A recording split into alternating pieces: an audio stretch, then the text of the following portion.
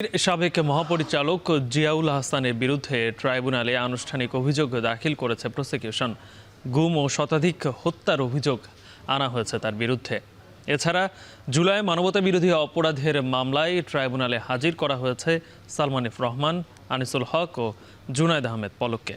এ বিষয়ে আরও বিস্তারিত জানাতে আন্তর্জাতিক অপরাধ ট্রাইব্যুনাল থেকে যুক্ত হয়েছেন মাহফুজা বৃষ্টি জানাবেন যে এনটিএমসির সাবেক মহাপরিচালক জিয়াউল হাসানের বিরুদ্ধে কি অভিযোগ এনেছে প্রসিকিউশন, আজ আর কোন কোন মামলায় শুনানি চলছে?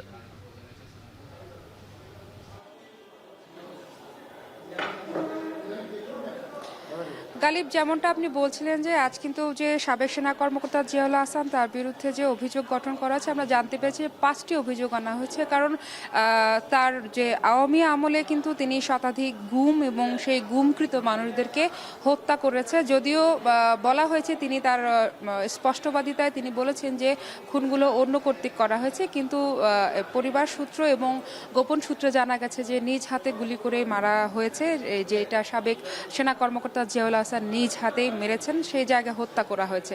সেই জায়গা থেকে কিন্তু যে কঠোরতম অপরাধের বিরুদ্ধে আজকে প্রসিকিউশন কিন্তু তাদের অভিযোগ দাখিল করেছেন, যেখানে 5টি অভিযোগের মধ্যে এটি একটি ছিল।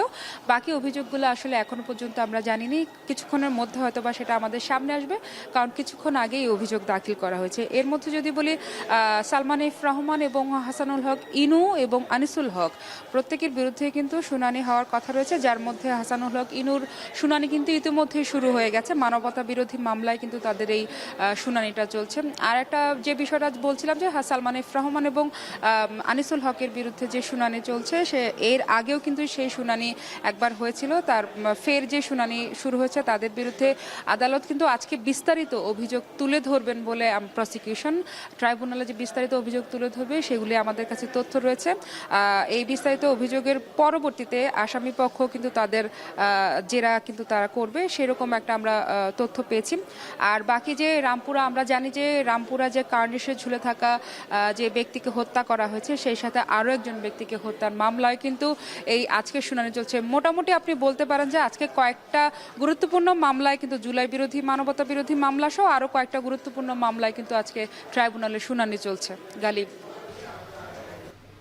ট্রাইব্যুনাল থেকে আজকের কর্মের বিস্তারিত জানাচ্ছিলেন মাহফুজা বৃষ্টি।